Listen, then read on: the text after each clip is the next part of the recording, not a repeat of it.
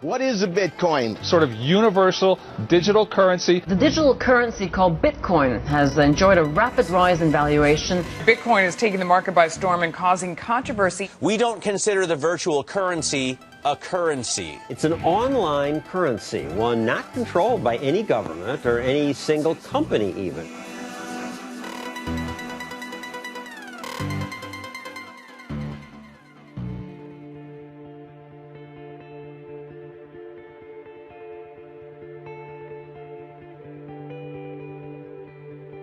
In order to understand Bitcoin's potential to revolutionize the global financial system, we must first understand what it is and why it matters. Bitcoin is kind of like email for money, right? If you remember, we used to write letters, now we do email. We used to, read the newspaper, now we read content online like Elite Daily. So Bitcoin is the next evolution of financial services. It means it's just a better way to trade money, to store money, and you can do this on a global basis. If you're in Argentina, or you're in China, or you're in San Francisco, it doesn't matter, you can use Bitcoin. It's essentially digital gold. It's restricted in supply, unlike, say, a central bank who can just print away every day more money. There's a restriction. The algorithm of Bitcoin prevents that from happening. In the 5 years since it was first introduced to the public, Bitcoin's popularity and value have skyrocketed. In 2010, a Bitcoin was valued at less than $1 US. Last December, the price for a single Bitcoin soared to more than $1,100. But what do you actually use them for, Trace Mayer? Well, I use them to pay independent contractors that are all over the world, whether they're in India or the Philippines. I've used them to purchase digital products such as ebooks or MP3 files. With Bitcoin, everything is mathematically provable. The number of Bitcoins that exist, whether they've been transferred or not. When you log into your online banking and you see that you have digits in there, like, why do you trust that? Bitcoin's users use virtual wallets to store Bitcoins. These wallets can be managed using special applications and software that can be downloaded to phones, tablets, or personal computers. If business owners would realize how simple it is to accept Bitcoin and how many advantages there are without any disadvantages when they're using a merchant processor, more and more businesses are going to start doing it once they realize how easy it is and that there's no downside, essentially. Credit cards normally charge a 3 to 5% processing fee. With these Bitcoin merchant processors, like the one we're using now, BitPay, they charge 1%. There's some newer ones that charge a 0% processing fee. Another thing is with credit cards, it usually takes anywhere from 3 to 5 business days to really get the money into your bank account, which can be tough for cash flow sometimes. With this, they send the money into our account the next morning. And the third thing, which is actually really important, especially for small businesses, especially in the food and beverage industry, is chargebacks. With Bitcoin, there's no chargebacks because it's like digital cash. Once it's sent, it's sent. But while the Bitcoin market is growing more popular in the mainstream, and as more Bitcoin businesses are founded each day, the virtual currency now faces some serious hurdles that could jeopardize to its long-term viability. A lot of Bitcoin people say there's no financial crime that happens whatsoever, and that's not true. There is actually a lot that happens. But on the other hand, it's nowhere near what we think it is. So the US government has done some studies and found out that not a lot of people use it for terrorist financing.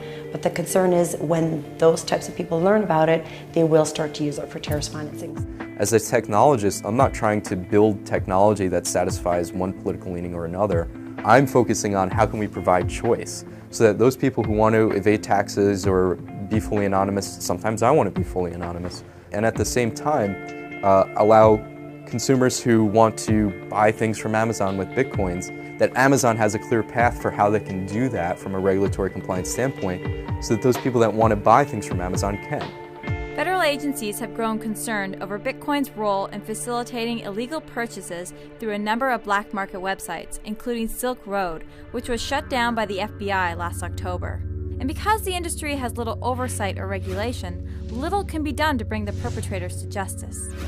I think the most important thing is to really do your research, do your due diligence. And for people who aren't completely unfamiliar with this space, it's kind of similar to people that were investing in penny stocks in the 1920s. If you don't do your research and you start investing in financial institutions that are unregulated, then you could lose a lot of money. And I think there are people who are thinking of getting into the Bitcoin space that should have the similar concerns. Mt. Gox was a Bitcoin exchange based in Tokyo that was handling up to 70% of all Bitcoin transactions as of 2013. Then in February 2014, the Mt. Gox company suspended trading, closing its website and exchange service, and filed for a form of bankruptcy protection from creditors. It announced that around 850,000 Bitcoins belonging to customers and the company were missing and likely stolen, an amount valued at more than $450 million at the time. I think it's sad that money was lost, that wherever it went, we don't know. But I think it can be a good thing in that it's an investment in the need to address this issue. You know, people compare Bitcoin to where we are today to 1994 and the internet. In the beginning of the internet, it wasn't secure. You had to have systems like SiteAdvisor and VeriSign and RSA come on and say, here's how we're going to secure the internet, make it possible that you can actually type your credit card into a web browser and not get your credit card stolen. You have people that are increasingly willing to fund Bitcoin companies, and they want to work with regulators because there's so much money funding those efforts that automatically kind of shifts the trend within the industry because they have more resources. You know, the beautiful thing about technology is that it's apolitical. And trying to shape it, direct its path as far as a political motivation, I think is both disingenuous and hurts the technology. I think we're seeing that the U.S. efforts are to regulate the intersections with Bitcoin. So like our payment processors, our exchanges where you exchange dollars for Bitcoins, etc. But they seem to be of the opinion, you know, we're going to not regulate the protocol itself.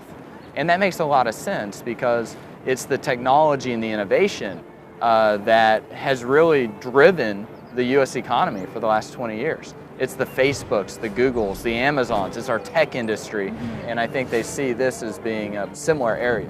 There's a lack of healthy dialogue between the various parties. The banking community, the libertarian Bitcoin community, the regulatory community, there's a lot of voices in each camp. So I think trying to find some common ground that satisfies most people's needs is really challenging. When I first started writing about Bitcoin about a year and a half ago, I was one of the only lawyers to suggest that it should be regulated. And as a result of that, I got hundreds of tweets one day, most of which were very negative, but one of which was an American tweeter that tweeted out Christine Duhame should be killed. I mean, we've received death threats, and you know, Bitcoin is bigger than any one individual, in my opinion, and so that's the philosophy I take on it. But there's still a faction of people that really believe in Bitcoin and don't want it to change, and they see it as a threat when you suggest that Bitcoin has legal risks. As politicians in Washington and throughout the world consider ways to better regulate the industry, Bitcoin's most enthusiastic supporters flocked to Manhattan on April 7th and 8th to attend a conference that would explore the future of digital currency. Bitcoin at $465. It's the future of currency. It's decentralized, no government controls it, no one person controls it. It's run by the community. It will start to be accepted everywhere in 10 or 20 years. I see it exponentially growing worldwide. I don't think you can limit it. I don't think it's limitless. The industry is sort of at an explosion point right now. You know, you can tell from the conference here and the amount of people that there's a wide variety of interests, not just from consumers, but from merchants, from investors, venture capitalists. There's a lot of money coming to the Bitcoin world. The value of anything, whether it's dollars or gold and silver or Bitcoin, comes from the value that people ascribe to it in their minds. So if people believe something is valuable, that's where the value comes from. It's not an intrinsic property of a dollar bill or a piece of gold. It's because people believe it's valuable.